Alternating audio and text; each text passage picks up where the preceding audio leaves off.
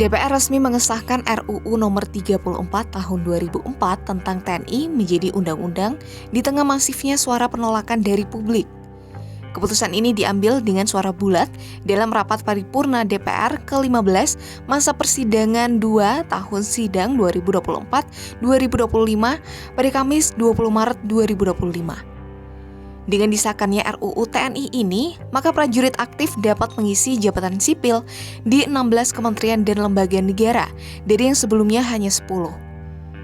Aturan ini juga menyepakati penambahan batas usia pensiun berdasarkan kepangkatan, yakni hingga 58 tahun bagi bintara dan tamtama, 60 tahun bagi perwira, serta 65 tahun bagi prajurit yang menduduki jabatan fungsional. Dengan disahkannya RUU TNI ini, pengamat menilai hal ini berpotensi mengembalikan dui fungsi ABRI.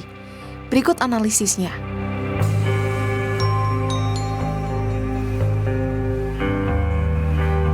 Direktur Eksekutif Setara Institut Halili Hasan menilai salah satu bahaya utama dari keterlibatan unsur militer dalam jabatan sipil adalah menguatnya militerisme dalam tata kelola pemerintah.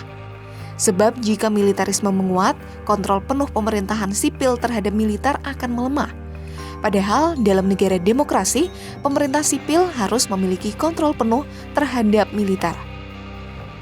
Salah satu bahaya utama dari masuknya TNI aktif ke dalam jabatan-jabatan sipil adalah menguatnya militerisme. Militerisme itu bertentangan tentu saja dengan supremasi sipil yang merupakan elemen utama bagi pembangunan tata kelola demokratis ya di dalam sebuah pemerintahan politik.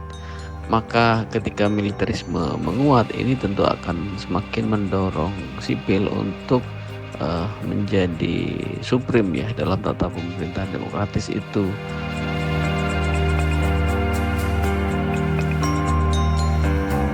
Bahaya selanjutnya adalah dapat merusak meritokrasi atau sistem yang memberikan kesempatan bagi mereka yang berprestasi untuk meraih promosi.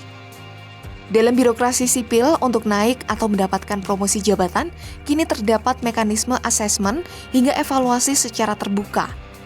Namun ketika TNI menduduki jabatan sipil, maka hal itu cukup dengan penunjukan.